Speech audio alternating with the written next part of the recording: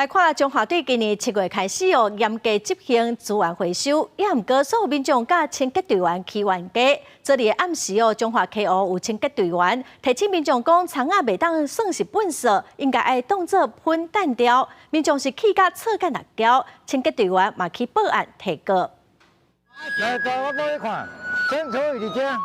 民众赶粪扫准备要等入去粪扫车的时，清洁队员发现粪扫袋仔内底有葱仔，提醒民众着要分类，把葱仔等入盆桶，袂使等一般粪扫。想袂到所引起民众不满。这葱仔这个只等这，唔能等喺内底。啊，拢伫垃圾袋内底，爱几支啊？无啊，你咧煮菜的时，你敢袂使先另外再分开？ 清洁队员耐心解说，不过这位民众听袂入耳，质疑清洁队员那个挑男开嘴甲咒骂。是要做肥啊！你哪让我错？我哪该错？我几支葱仔，你叫我摕做肥？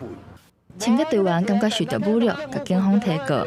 代志发生伫咧12暗时7点左右，中华溪湖的清洁队看到这位民众的粪扫袋仔内底有葱仔甲果子皮，只是甲提醒爱分类倒伫咧盆桶，结果煞去互民众交。阮照规定来行，所以你为难阮这，还佫甲阮骂，阮无提高，大家拢要安尼讲安尼，认为清洁队啥？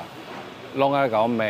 警方以妨害名誉、甲妨害公务，甲这位民众送办。环保局表示，7月初1开始，民众等一般粪扫时，若是互检查出有12个回收物，或者是喷有到3成，就会规台车体温。不过目前也无人因为安尼受罚。也会跟他劝导说，你这样可能不太好，这样就请他再重新分类而已啦哈。他如果真的。 执意要丢才会处啊，不过目前也没有人因为这样子啊。环保局讲，7月份实施到7月中，全县有17台粪扫车被退运，计共340吨的粪扫。若8月份到当时也无退运的记录，显示民众已经渐渐养成习惯。不过民众甲清洁队员之间的沟通也是爱搁加强。记者综合报道。